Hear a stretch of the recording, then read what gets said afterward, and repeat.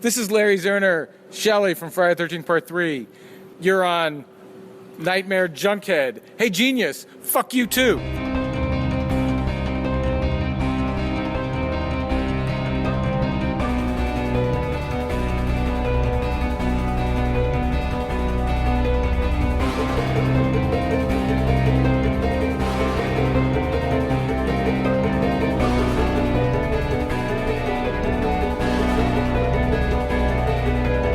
In and out of your consciousness like a bad dream you can't wake from, this is the Nightmare Junkhead Podcast, a horror podcast that would make for a great campfire tale.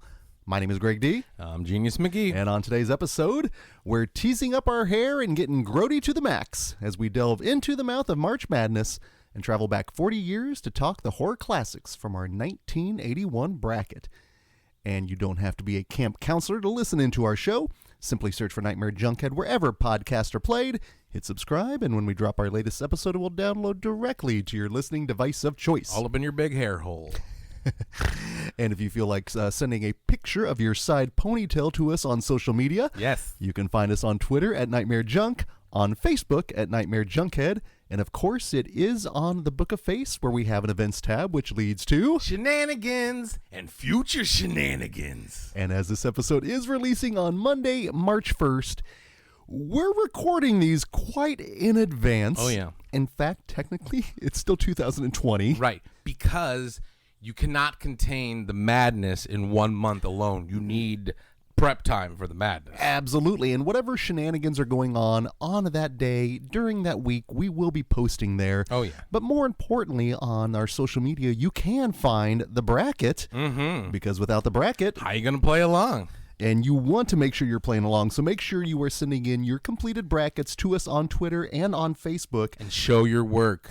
We'll get to the showing of the work here. But we are here now in the year of 1981, Genius. This is nuts. I'm so ready for madness, dude. I was all of 5 years old. I was 3. Yes.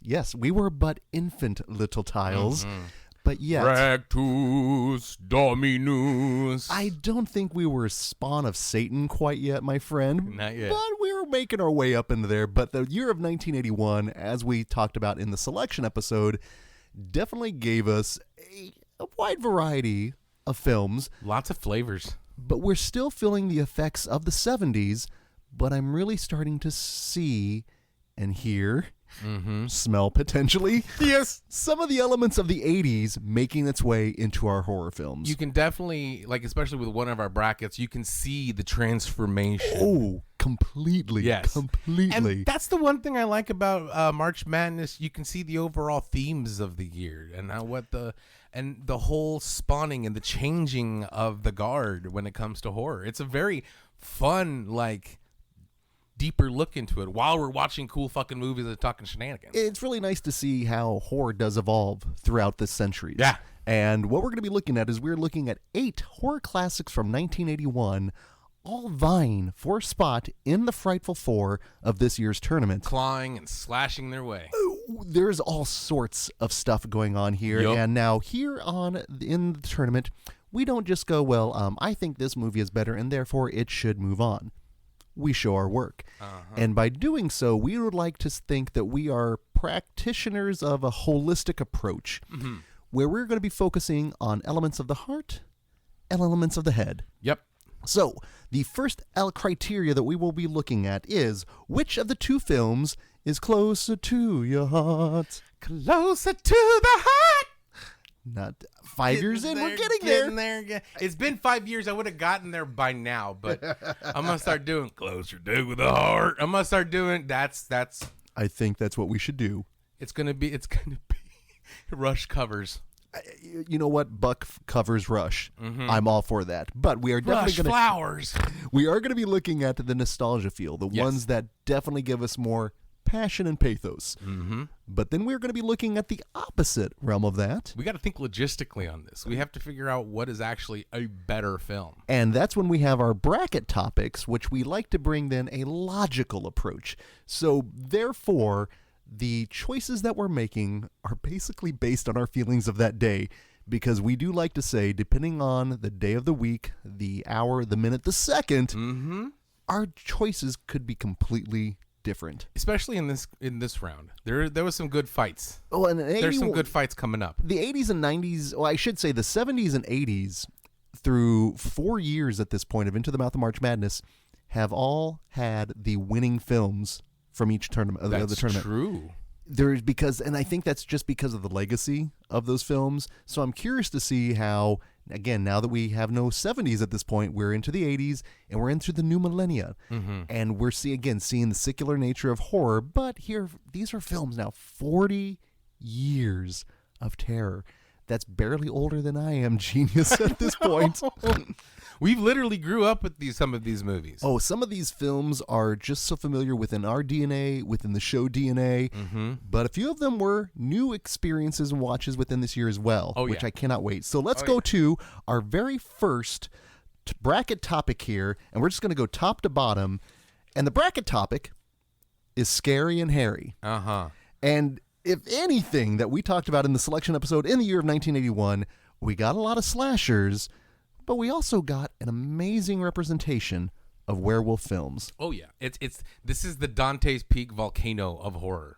Dante's Peak? Multi-level jokes. Well, we do have Joe Dante's The Howling going up against John Landis's An American Werewolf in London. Naked white American men are stealing my balloons. Hold on to those balloons, genius. And which one shall we look at first? Let's do The Howling. Let's do The Howling. Now, what's wonderful is we recently had a chance to host one of our Friday Night Frights here in the month of December.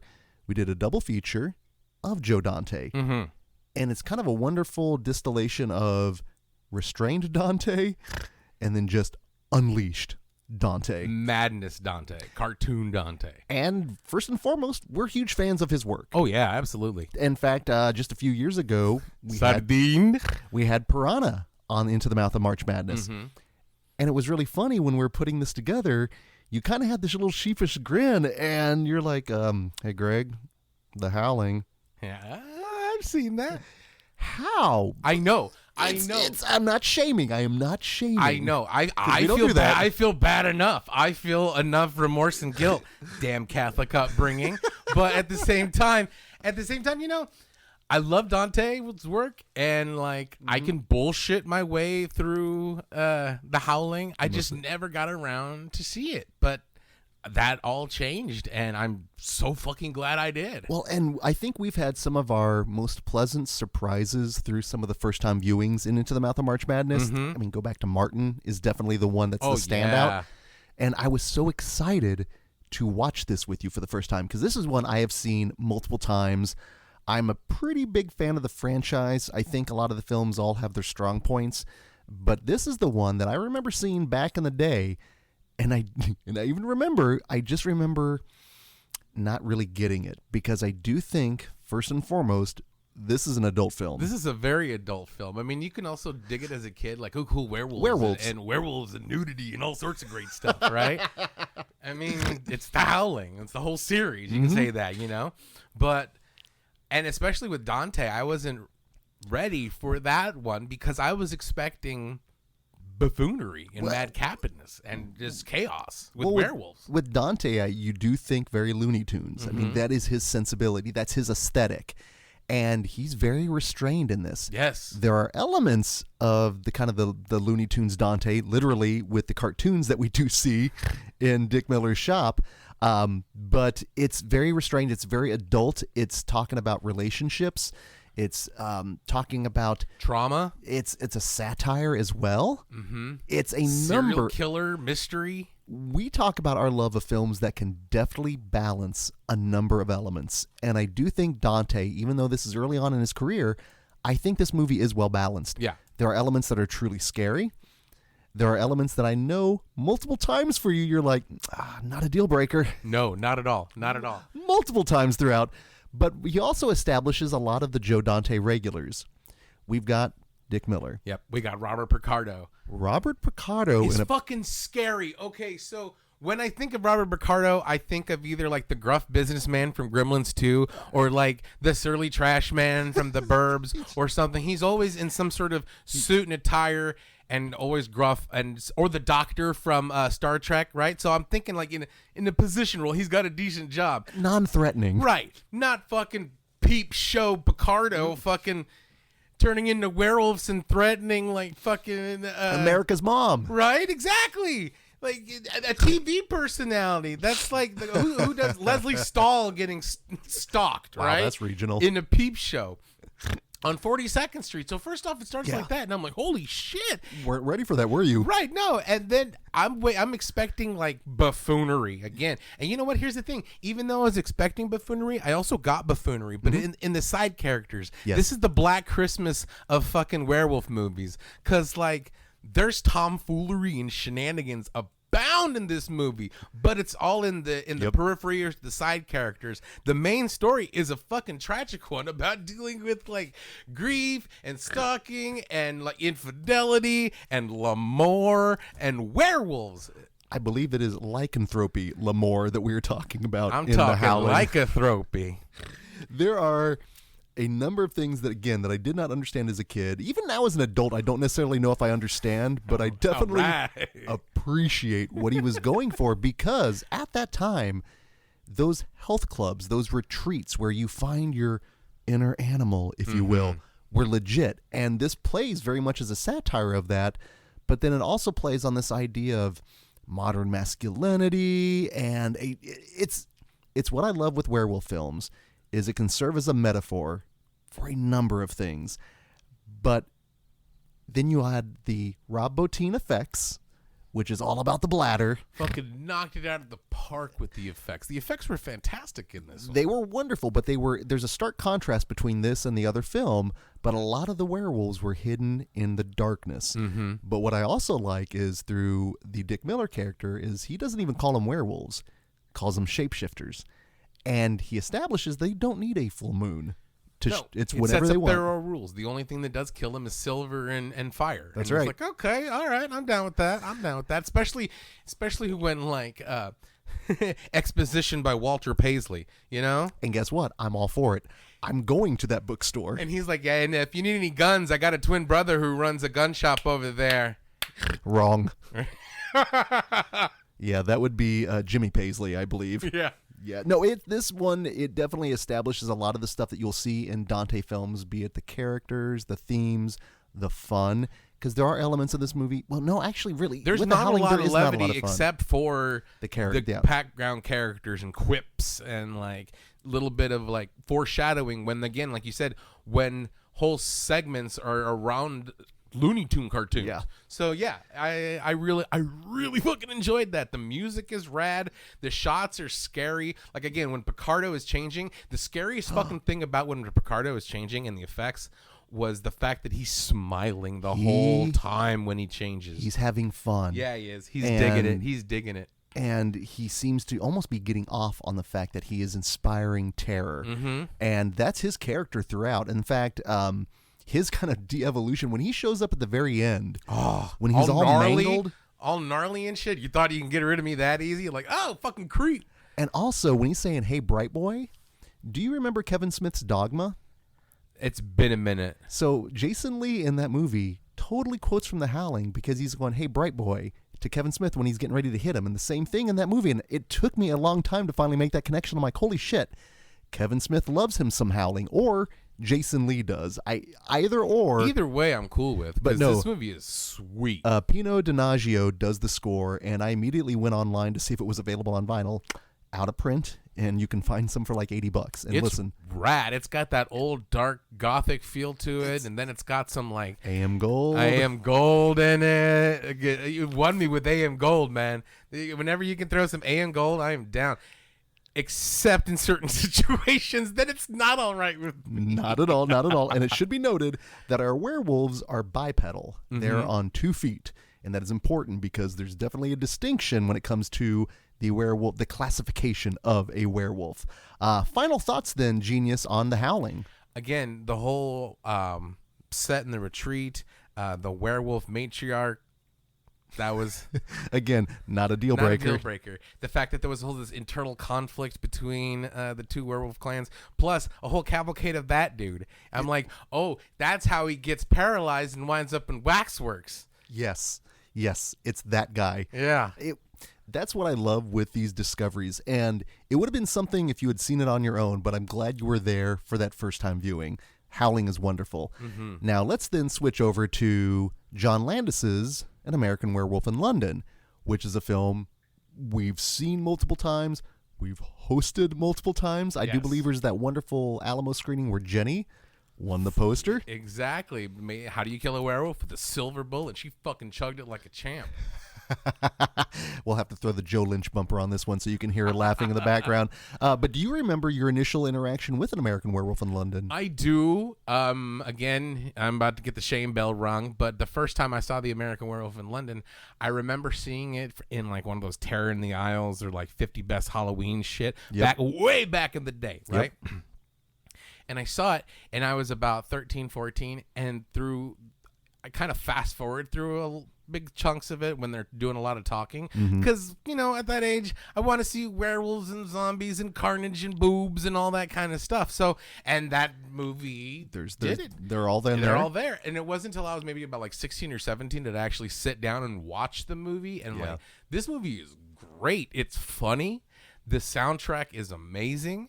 The werewolf transformations are bar fucking none. This is a great movie all around. Period. Yeah, and I do think this is kind of the peak, pinnacle, platonic ideal that a lot of people have when it comes to a werewolf film.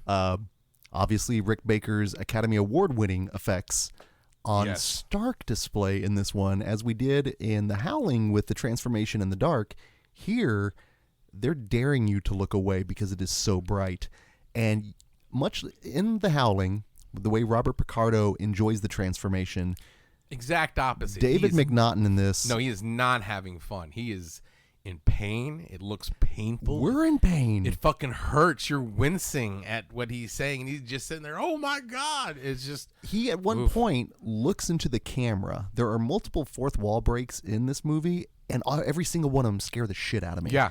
There's that one. Meanwhile, Blue Moon, you saw me standing alone. The contrast in the film, the way the music plays to everything that you see on the screen, is just wonderful. And the film is funny, but it's also a very adult werewolf film. Yeah. Both of these movies are. I think that you grow to appreciate them. Both offer the titillating content, the werewolves, the blood, all that kind of good stuff, but you can grow to appreciate the themes that they're exploring as you get older. Yeah. Which... When I first saw the movie, I didn't really know the emotional punch of that the telephone booth. Oh, when his last final call goodbye, that was heartbreaking. This watching, and the same thing with while it's done in a funny way, the whole like, you know what you got to do? You got to kill yourself. And he goes, I don't want to. And he goes, you have to. Here in this theater.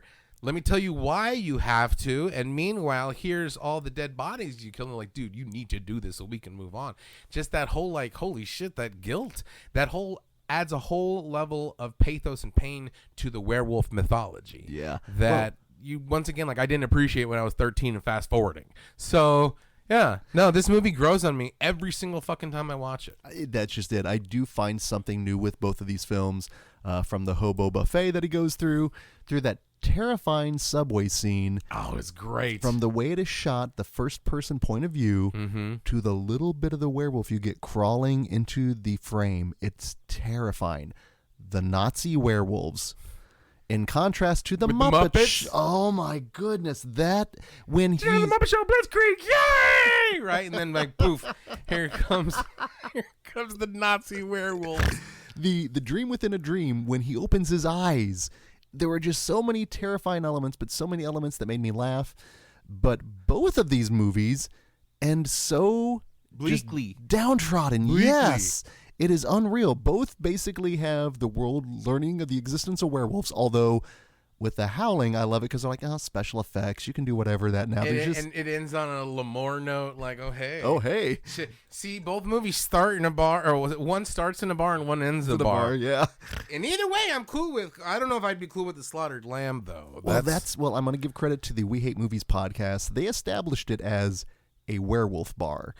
And a werewolf bar, you're going to see a few things, which includes outdated trophies of some sort of past sporting events, dartboards, and a lot of wood paneling.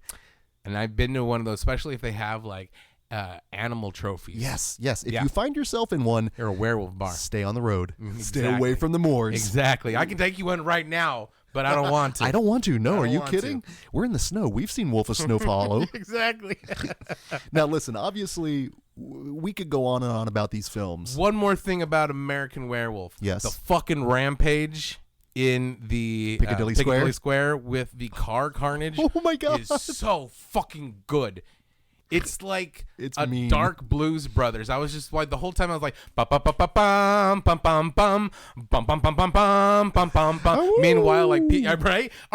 Meanwhile, people are going through the windshield. Bum bum bum bum bum bum bum bum bum. Oh bum bum bum. Just like I was waiting for it. That's what fucking Manhattan, Jason X Manhattan should have been. It did, yeah. It paid off in the promise. Also, Jenny Agutter. Wonderful. Only one can make it to the next round. So that being said, we're going to look both inward and outward. Genius McGee, which of the two, The Howling or American Werewolf in London, is closer to your heart? When I can finally get and I've seen that checked off my checklist and not only be wonderful but exceed my expectations, that's a great thing. But for heart, I got to go with Werewolf, man. Werewolf in London is such a great movie. The fact that, again, and I'm sure I'll find more and more to like with The Howling, but the fact that I already love American Werewolf and keep finding great stuff about it and more levels and layers and shit, I gotta go with heart for American Werewolf. I'm also going to go with An American Werewolf in London, but part of the nostalgia comes from my love of the movie Crypt. And they did a few shorts for Fright Fest back in the day called The Road to Fright Fest. I think I've showed you a couple of these. Yeah. And they mimicked the beginning of, actually, what you didn't see, I think, was you saw the one for the Twilight Zone. But they did a great pitch-perfect recreation of the entirety of An American Werewolf in London where they're walking to Fright Fest, which is kind of perfect. And based on that and the fact that I think I saw it more often as a kid, it does give my vote for closer to the heart. Now, that being said, we're now going to go up to our head, and we're going to look at the bracket topic, which is scary and hairy. Genius McGee, based on the topic, which one is more scary and hairy? I'm going to go with American Werewolf in London because the fact that it looks painful to be a werewolf. Yeah. The fact that you lose all control of being a werewolf, that's scary to me. The fact that I know I can be a werewolf and I have the power of the werewolf and I can transform at will of the werewolf, that's not scary. That's fucking awesome, right? I'm down for that. So that is not scary. I'll give it to Picardo for being scary as shit, right? And for the werewolves, well, yeah, you can have some sense of control, and if they're attacking you, I'm gonna be scared either way. But if I'm just driving down and I hear bum bum bum bum bum bum bum bum, and then I start hearing like werewolf howls, I'm gonna be way more terrified. You know what I'm saying? Because the werewolves in The Howling can control themselves. American Werewolf can't. And that's a caged animal. So for hairy and scary, the fact that the transformation looks painful and it's scarier werewolf to me, I got to go with American Werewolf. Excellent work in showing your work. That's what we do here on Into the Mouth of March Madness. Now, I went a little more abstract in my vote, and my vote goes to The Howling. And it's very simple. The fact that The Howling is set at a health spa, which, let's face it, they are a pineapple away from the front from being a swingers community. Yeah, they are. And if we're talking scary and hairy, we're talking Hirsute, my friend. We're talking people that the personal grooming was not there. We're talking hair in a non-werewolf variety that is truly scary. We're talking people lounging around in the most casual of comfort wear. That is terrifying, and that's why The Howling gets my vote. But by a count of 3-1, An American Werewolf in London is pawing its way into the round of the Scream 16. I really enjoy the Howling though. I'm gonna keep revisiting it. I'm glad you enjoyed that. But the Werewolf in London, I mean, it sets up the tropes for a lot of good werewolf stuff. And there's a reason why people keep coming back to both of them. Yeah. There's a reason why we're talking about those two and not Wolfen. But go back to the selection episode for that. Now, one thing that we did establish in the selection episode in the year of 1981 is that there were a number, and I mean a number, and by my number I mean a plethora of slashers. Yes. We were at the slasher boon in the mid-'80s, and there were so many. A lot of them became kind of indistinguishable from each other. But we wanted to make sure we had representation, and at this point, we've got the establishment of two franchises here in 1981. We have now Halloween 2, and we have Friday the 13th Part 2, in a category we are calling Previously on.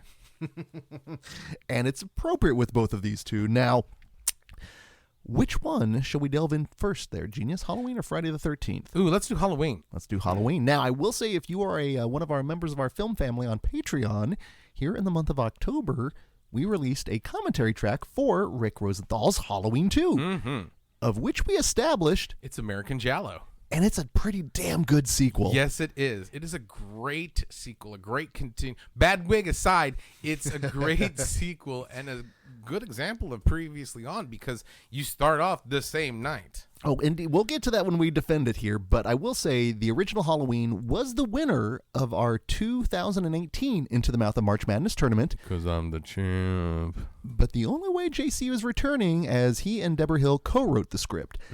But Rick Rosenthal retains a lot of the Halloween aesthetic, and I think a lot of that is the fact that they still had Dean Cundy shooting Halloween 2. And it shows. Oh, you can tell. Because there's some great shots in this. Well, the best shot in the film comes about 25 minutes in when Ben Tramer meets his end. Is that the best shot in the film? I think it is because that poor man, that family has such a lawsuit going on against Haddonfield. Yes. Against Loomis. Like, this is the film where Loomis not only will probably lose his license. He goes balls to the wall crazy. 6 times! This is where we get 6 times!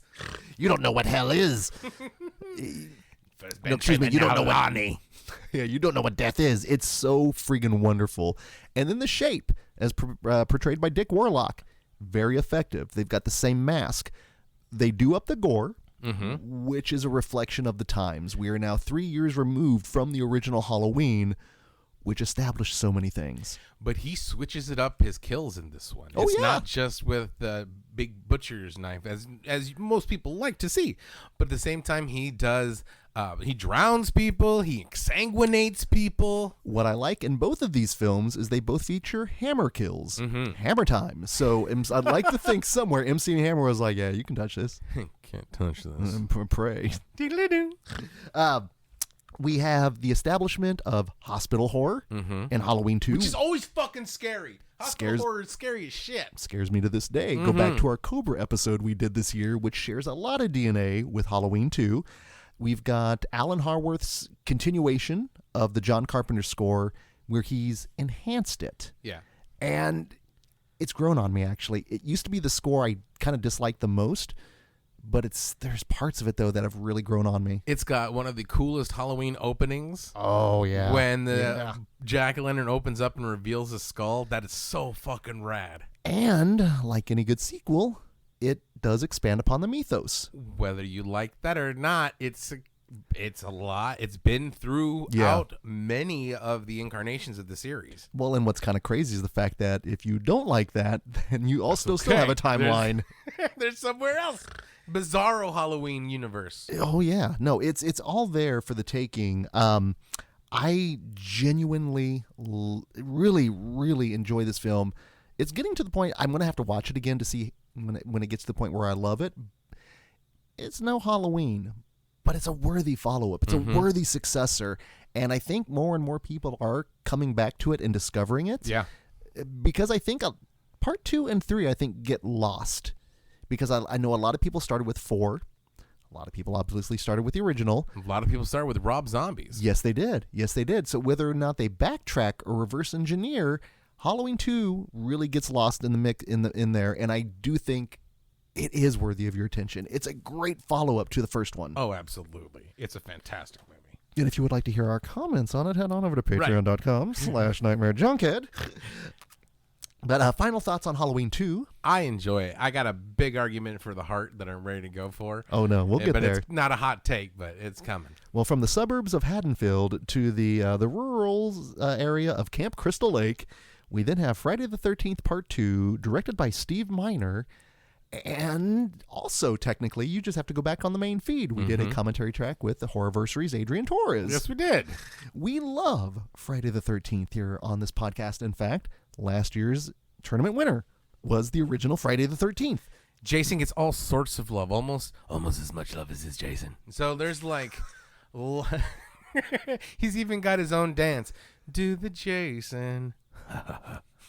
So, yeah, mad love for Voorhees. Whether he is in Mask with a hockey in or space, yes, wherever. We do enjoy us some. And for me, the Friday the 13th franchise, I've always said, is the one I enjoy the most because I think it has the most diverse ways to watch it as triple features. There's no wrong way to watch it, Jason. Not at all. In fact, one of my favorites is the Even trilogy, in which you watch parts 2, 4, and 6. Mm-hmm. Because I think part 4 is easily argued as I'm going to go back to this ideal again, the platonic ideal of a Friday the 13th film. It's got great kills. It's got the nudity. It's got all the gratuity that you expect. Oh, yeah. But it's got great character actors. It's, like I said, I think it's kind of perfect. It's the height of the franchise.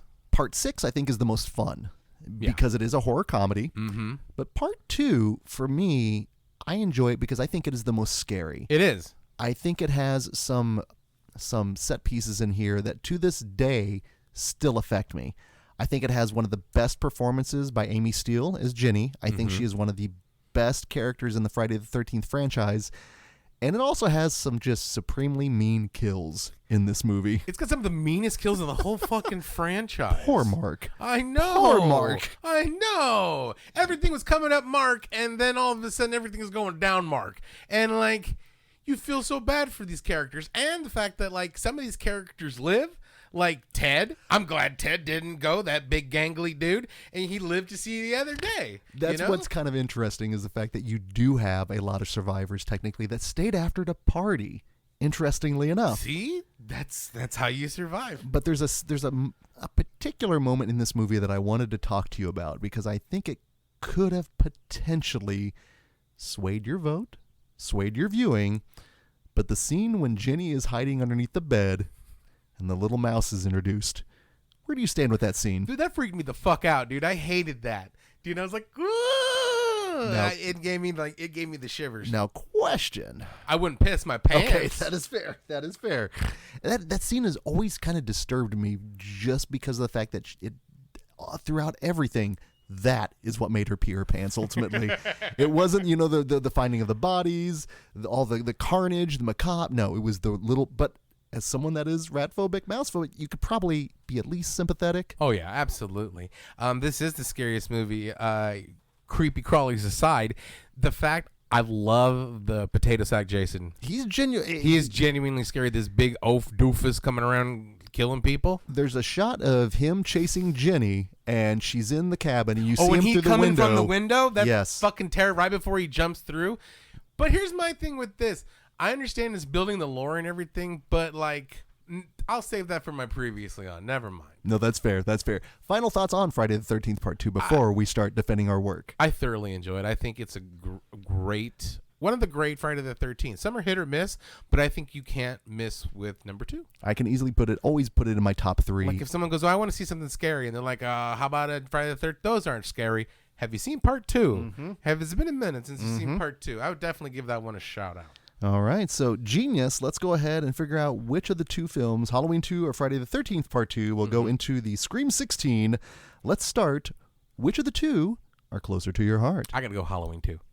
Halloween 2, not only the fact that it was my first Halloween movie proper, because like one of my first memories of the Halloween franchise is being really young and like, right, seeing that.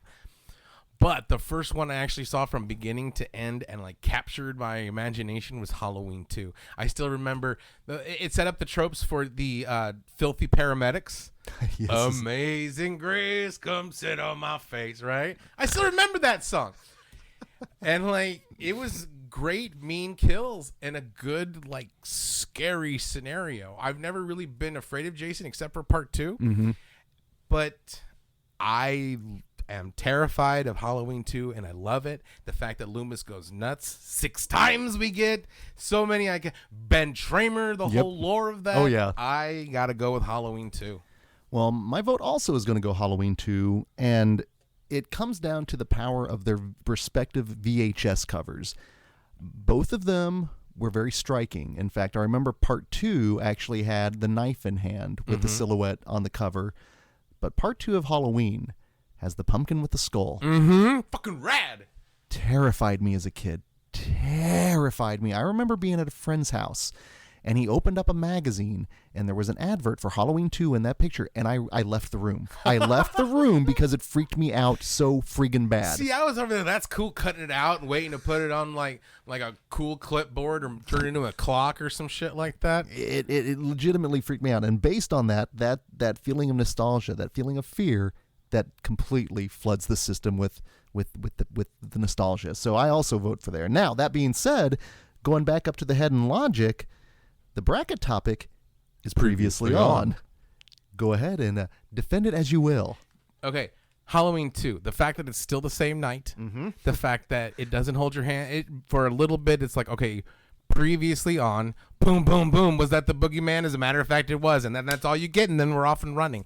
Here on Friday the 13th, part 2, he leaves Crystal Lake to stalk the part 1 and to kill her, then goes back to Crystal Lake, not causing any rampage or any mayhem, and then it's like weeks later. So previously on, I gotta go Halloween 2 because it's previously on.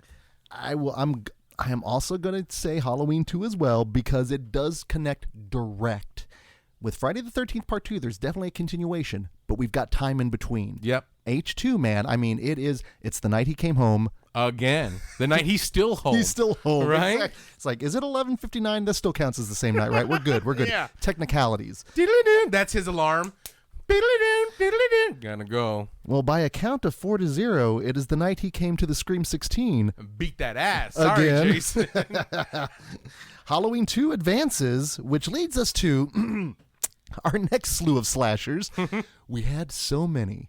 We realized, though, that we just didn't want to give love to the franchise slashers, which leads us to our next bracket topic. Seldom seen slashers. And we felt that these two, amongst all the ones that were left over in 81 after Halloween 2 and Friday the 13th Part 2, were the most worthy of our consideration, adoration, and definitely some debate here. Yes, and one wasn't on my radar. Well, and that's what's, again, the beauty of the whole tournament here. But we are talking of Madman and My Bloody Valentine. Mm-hmm. Genius, which one shall we talk first? My Bloody Valentine. Let's head north, man. See what this is all about. We are not going to be Surrey at all. Not Surrey in the least. I'm so damn Surrey.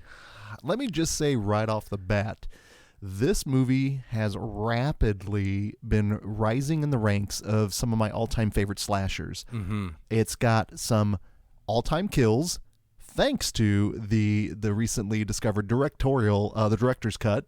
It's got some of my all-time favorite characters, and it has so much Canadian charm that it has so much goodwill. There's so much Moosehead beer showing up in this movie, and I love the idea and the design of Harry Warden. Mm-hmm. I think he is an underseen, underdeserved horror villain, a slasher icon. And also, we're going to talk about it with Madman, but this movie features a killer closing song that sums up the movie. How does it go? Oh, the legend they say that on Valentine's Day a curse will live on, and no one will know as the years come and go of the horror from a long time ago. It's one of my favorites. I love it. Bravo. Oh no, you're gonna see. That's all right with me. It is a little AM gold. But the fact that you get Canadian Benny Hill going on when the guys get out of the showers, you've got the Canadian grab ass. There is harmonica playing in the junkyard. They are cooking TV dinners on engine blocks in the junkyards. There is again, the Canadian charm of this movie just wins me every single time I see it. And the fact that they were able to not only imbue the excised footage of the gore into this new the director's cut just shows you what a just amazing slasher this movie is. I love how fun and mean this movie is. It's mean as shit. Nobody is safe. Everybody dies very gruesomely, wonderfully so. There's some genuinely scary set pieces. But like you said, this movie is so charming. The characters you can't help but root for. Gene Shalit says it's great. That dude is wonderful. Howard and Hollis, man, I love those two. They're so goofy and lighthearted. They're the bulk and skull of fucking slasher films. Right? So the fact that you have that, and Harry Warden is genuinely scary and cool looking. This fact that you have like the Miter 49er from the old Scooby-Doo's come to life to fuck shit up. It's great. There's a kill in there where it's the old man that has been warning them throughout the time about the Harbinger. Yes. Where he's like, I'm gonna get these kids and pull a prank on them. I saw it coming a mile of the way with the old switcheroo, but at the same time, I loved it when it happened. It's what you wanted to see. Well, and the fact that he was just so entertained every time he opened the door. And then, and that kill when the hook goes up his chin, out the eye, and then he's dragged along. Yeah. So mean, so terrible. The shower impaling when the showers of blood, that was a great scene. Oh, If somebody gets impaled by something where water or liquid can pour out, it needs to pour out red, and they did it. Stuffing an old lady in a dryer a la Trauma, wonderful, but done like seriously. Do you remember the reaction when that one screamed at Tapcade when the reveal, and then she kept turning over and over? Boom, boom, boom, boom, boom, boom, boom, boom. It's mean and funny, but it's charming and works perfectly as a Valentine's Day flick in terms of holiday horror. Who's done it? Yes, very much. A lot Canadian Jell-O. It's chocolate mousse flavored. It's like I said, it's for a Paramount film. If I had to choose between that and Friday the 13th Part 2, I'm actually gonna go My Bloody Valentine for the year of '81. Save that for the bracket in case it comes down to it. Oh yeah, no Friday the 13th. It's no longer gone. Yeah, that's right. I can safely say that that's now. Right.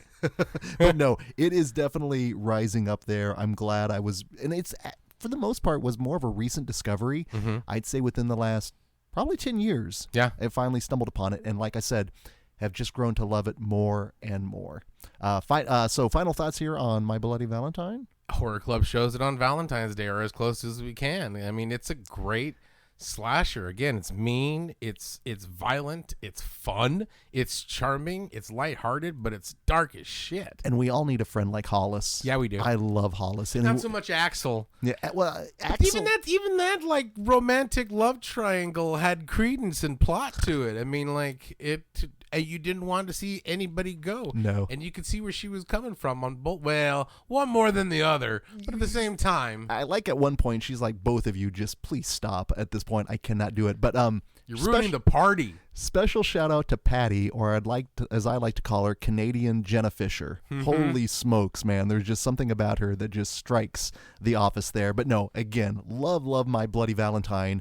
So from the cold of Canada down to the bonfires of the campfire genius, and a film that we had a chance to talk on last year's Shudder Shoutout that we did. Mm-hmm.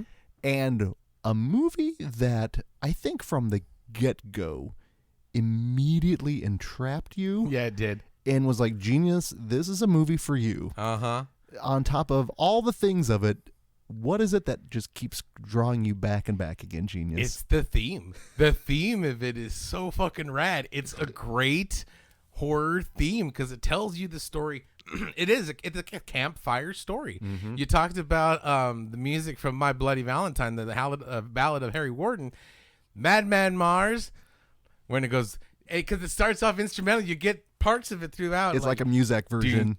Doon, doon, doon, Dun, dun, dun, dun, dun, dun, dun, dun, dun, dun, dun. And then finally, lore of the campfire, telling of the horror, lost in the woods with a madman and the stars. Don't laugh at the tale, heed the call. The legend lives, beware the madman Mars. The legend lives, beware the madman Mars. Wow, wow, wow, wow, wow. And it's fucking rad. And from, ladies and gentlemen, from the day he saw it to the day we're recording now, every week I think at least one time or another I will hear him under his breath sing it aloud to a group of people. It does not matter whether we are around a campfire or not. Genius is going to blast that out. It's great because, like, yeah, you don't want to fucking be in the woods with the madman and the stars, no matter what, you know. And that song is like firmly implanted along with like Sterriculum. Oh, the Lore of the camp. Telling of the horror. And like the thing about it is, it's not even the only song that's in the movie. Nope. Your love is for real. Then why don't you tell? It's got its own AM Gold. Let's just talk about that scene because It's so fucking weird. there is the weirdest, I'm going to call it like campfire counselor ritual mating Right? dance or something that a ritual was going on. Pre-coitus presentation. The hot tub scene in this movie is not to be missed.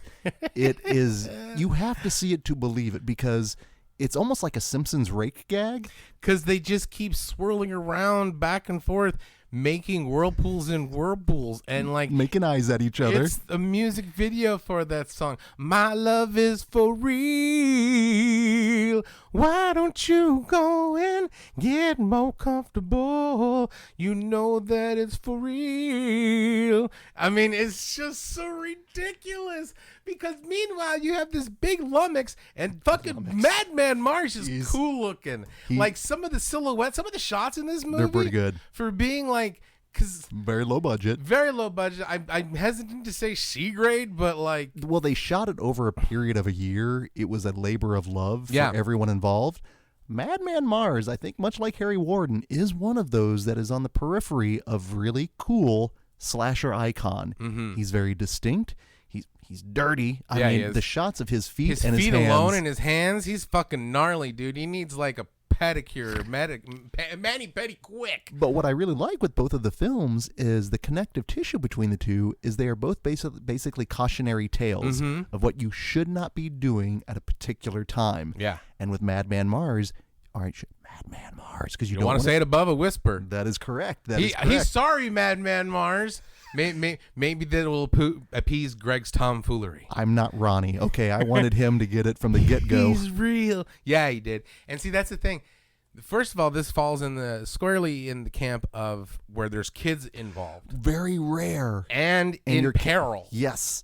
We saw that in Friday the 13th Part 6 in Sleepaway Camp, and this one joins that Yeah. lovely, very rare select company for the most part, especially what we've talked about here in the tournament itself. Couple of the kills here in this movie, I think, are some all-timers. There's some great mean kills. The truck scene is wonderful. And it's really funny because as this came out in the year of 1981, so did a little Thanksgiving slasher film called Home Sweet Home, which features the same kill basically. So I don't know what was in the air in 1981. Well, that's one thing I've noticed in tropes of horror films. You'll see somebody like, oh, my car broke down, and they're looking in the car and they fix it, and then they come out and they slam the car and then they go on their adventures. If I was a fucking killer, yeah, I would totally pull a Madman Mars and just be done with it. Just on to more killing. Yes, and a pretty wide variety for the most part. It sets up its own lore with first of all the campfire story at the beginning and the whole like the Paul Bunyan King Arthur MacGuffin right in the middle of the stump, yes, right? which that always is a good. But it also follows its own rules too. I think it's a very good precursor to Hatchet. Yes. Yeah. No, there's definitely a lot of groundwork that is laid throughout this. I mean, at the beginning, there's even lore of the campfire. In the middle and at the end. Yeah. You had to wait to get to the ballad of Harry Warden with My Bloody Valentine. Not with Madman Mars. He comes out the gate swinging. You just have to hit play on that one. So, as much as we adored both of these, only one can advance to the round of the Scream 16. So let me ask you, Genius McGee, which of the two is closer to your heart?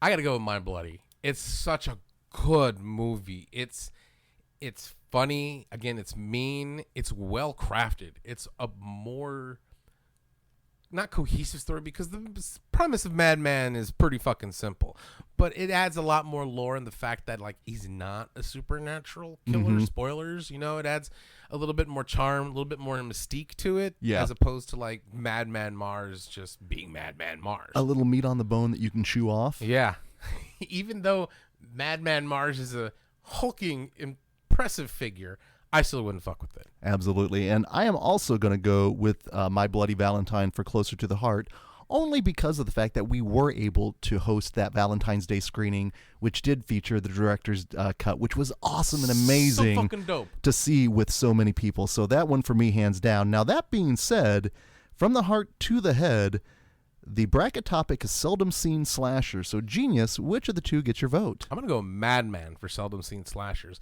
because I think My Bloody Valentine has more of a popularity, more of a resurgence. I still don't think... I mean, the fact that it's even got a fucking remake done in 3D. Very true. Nobody's done a remake or a continuation of Madman Mars, which I think is a sham and a travesty. I think that Lummox deserves his own shot at the big leagues, So even when you're talking about slashers, if you're doing slashers 201, then you're going to be doing My Bloody Valentine. But it's not until advanced slashers are going to be talking about Madman. So for seldom seen slashers, I got to go Madman.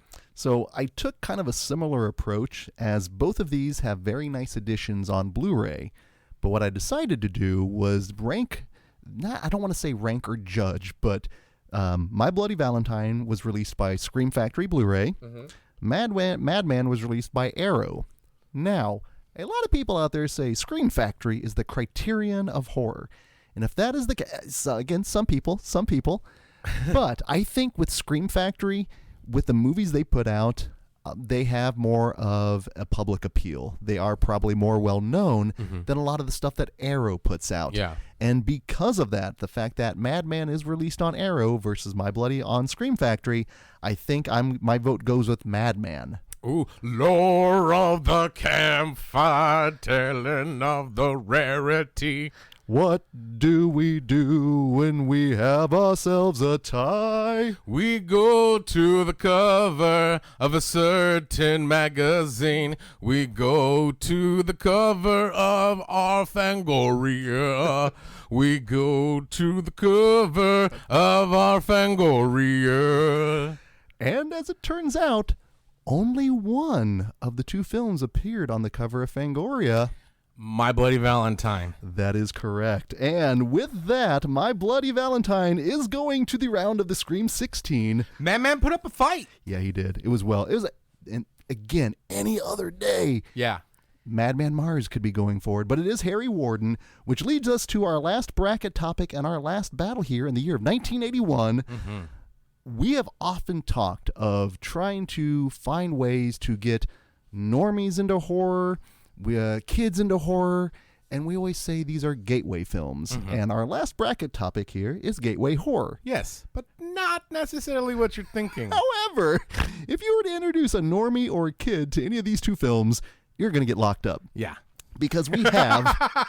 or you're not going to be allowed to pick movies ever again. Yeah, you're not going to go back to that party. We have Lucio Fulci's The Beyond and Sam Raimi's The Evil Dead. Which of these two do we try to open up first? Join us. Oh, The Evil Dead. Oh, Bruce Campbell. Let's get groovy. I backtracked my way into the original Evil Dead. Me too. I started with the sequel, and I was at Scott Finley's basement when I saw the original Evil Dead. I could take you to that exact place because it wasn't what I expected. I was expecting the slapstick, Yep. the tomfoolery, and the laughs. Nope. None of that's in here. Oh, no, I didn't get None any of that. Instead, you get trees. You get No, you know what I got? terrible shit. I got looks from my friends going, what the hell is this, Greg? You just said this is going to be a fun tomfoolery slapstick kind of film, and I thought it would be. I didn't know how much they changed from the first to the second. I didn't realize that the second is technically very much like a remake of the first. But oh my goodness, even rewatching it last year, it still packs a punch. Yeah. This movie is genuinely scary. It's terrifying. This movie is genuinely terrifying. I mean, like, and it's so weird, again, because I backtracked too. I'm waiting for Bruce Campbell to become the hero and, like, do Three Stooges shit in the kitchen, right? But instead, we get some dark shit and some heavy subjects things. And, like, the whole, do I kill him? Do I not? Do I save? Do I not? And Ash is not even really the hero halfway of the movie. He really isn't. In fact, there are times when there's Shelley, Cheryl, Scott, Linda, and Ash. And obviously all taken out one by one. The ankle stab is an all-timer for me. Ooh. Seeing that with a crowd and seeing people react the way they do, because it is still painful. When What's-Her-Bucket is going, we're gonna get you. So scary. Yeah, it is. The gore in here is over the top. Then when you find out the story that went on behind making of the film, that it did take a long-ass time, that it was a labor of love. The stop motion at the end is one of my favorites. The ending itself being so bleak. This is another movie that is mean. And that's what we saw a lot here in the early 80s. It's some mean movies. And I think we take for granted some of the visual trickery and some of the techniques that Sam Raimi actually brought out with the whole camera and some of that. While played more over the top in part 2, this is done for a scary effect. And it's truly terrifying. Yes, it is. You establish a lot of the Raimi aesthetic, including technically the inclusion of Ted Raimi when you can with a fake Shemp, but also his direction. And you see it in Darkman, in Spider-Man, in almost all of his films. When's the last time you watched A Perfect Plan? I haven't seen that in a long time. I need to revisit it because I know he goes a little bit more Coen Brothers with that one, but I need to revisit to see if it's my favorite Raimi. But Simple Plan? A Simple Plan. There we go. Thank you. Yeah, a plan was involved. There was a plan. Well, I saw Darkman for the first time this year. Isn't it fucking great? Revelatory. And it's so funny because I always forget that it was just 3 years before he made Evil Dead 2, and you can see the connective tissues. So when you go backwards from Darkman to Evil Dead 2 to the Evil Dead, because Darkman is dark, because it's dark, but it also has some of that slapsticky and shit, like very much the elephant, the pink one, right? The leg gun, but still it handles it in a comic booky, but yet kind of fucked up way. Yeah, this is basically, I think, him establishing a foundation of which he could get fancy upon. But here we see everything established, and here we are in 2020. Only a few years removed from Ash versus the Evil Dead, Army of Darkness, and the continuation of that franchise, of the series, of the characters from a mean little independent movie from 1981. Yeah, it's kind of crazy. So revolutionary, little independent movie from 1981. Oh yeah, that established so many different things. But going then from a cabin in the woods, or another thought? From going from a first-timer to someone who is already well-established. Oh, yes. Lucio Fulci at this point has created some of the most memorable moments in horror, in giallo, in eye-gouging scenes. Oh, he's Italian, of course. He's Italian. No, oh boy. We love the pop of the eyes. No, this is The Beyond, also known as The Seven Doors to Hell. A movie that, because it is international, it definitely took me a while to get to, and had I seen it at a young age, I would have probably not known what the I should rephrase that. Seeing it now at 44, I still don't know what the hell is going on. But I've learned to embrace the weirdness of no narrative, or a very loose narrative, and then in just embracing the style of what he does. And I will say, as having seen now the Gates of Hell trilogy, because I saw this year also for the first time City of the Living Dead and House by the Cemetery. Yes. Yeah. I love to see how these three movies all work together. But I will say, I think this one is probably my favorite only based on the score itself. The Fabio Frizzi score of this one is, it's an all-timer. It hits so many melancholy moods, but then it also gets you dun dun dun dun dun dun dun dun dun dun dun dun. Some insanity. Complete insanity.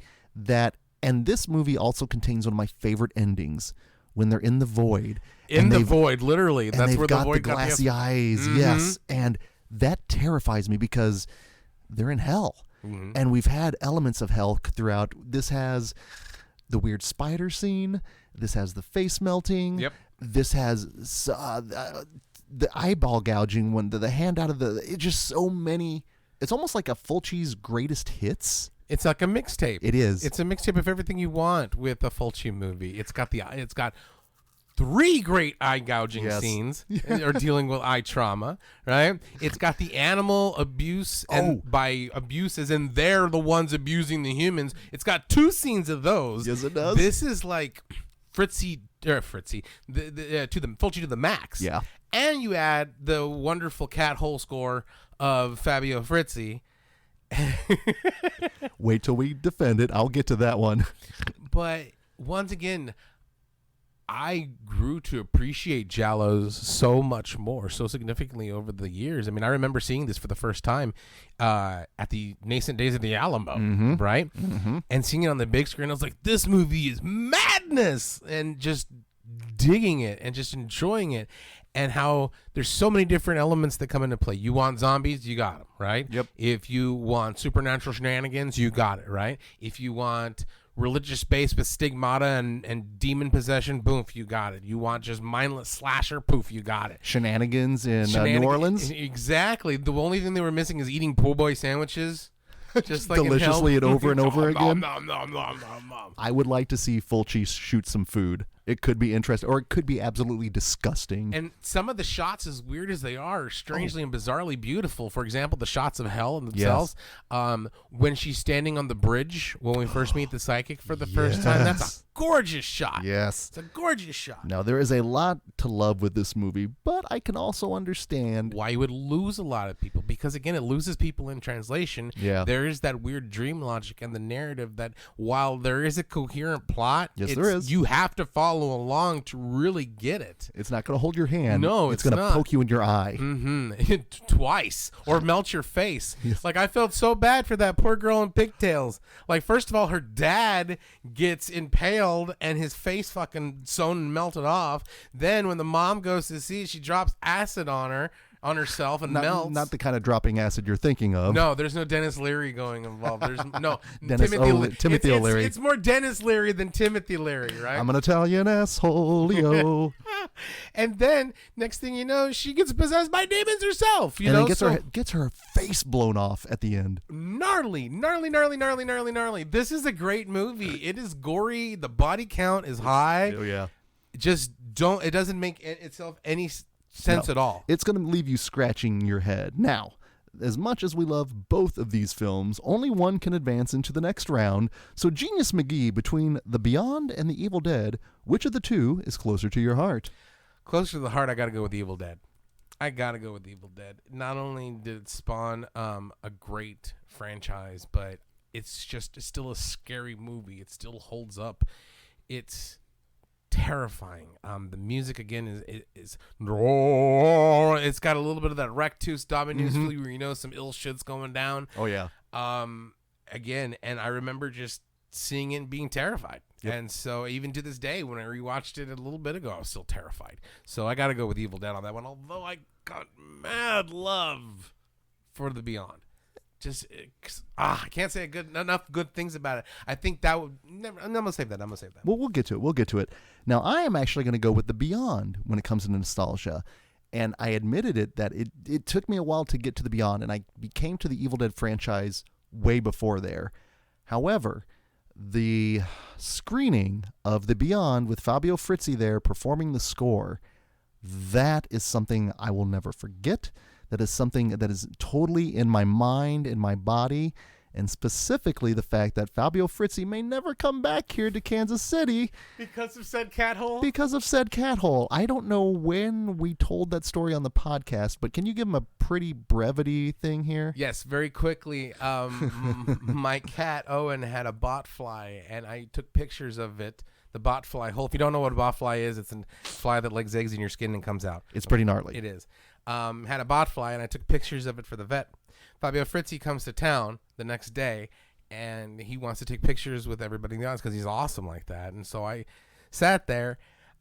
Brent, who was helping me take the picture, pushed the wrong button on my phone, and it went to the previous picture. What was this up close shot of this pink hole covered around by fur in a dark center? And he goes, "Oh my, whoa, what's that? Whoa!" And I go, "Oh no, I'm sorry." And I'm freaking out because it's Fabio Frizzi, and he just saw this terrible picture. And I'm like, "No, that's my hairy cat hole." "Oh no." And he goes, "Oh, okay, take the picture. I gotta go backstage." And I'm like, "Oh shit." Fabio Frizzi thinks I'm a freak. So that's the cat hole. And that's nostalgia, my friend. Yes. So that one is closer to my heart. Now, that being said, if we're thinking with our head and we're looking at the bracket topic that is gateway horror, genius, which of the two is better gateway horror? See, this is the one I'm really debating on, because on the one hand, you have a great entry point into the world of Sam Raimi and all of that good stuff. So that's the one gateway.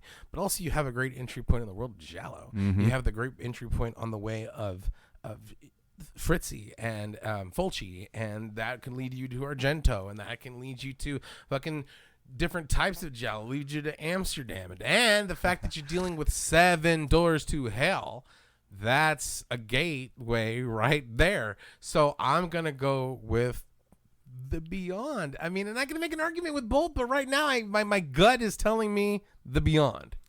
I am going to go more literal when it comes to my gateway horror, as both of them do provide a gateway to another realm.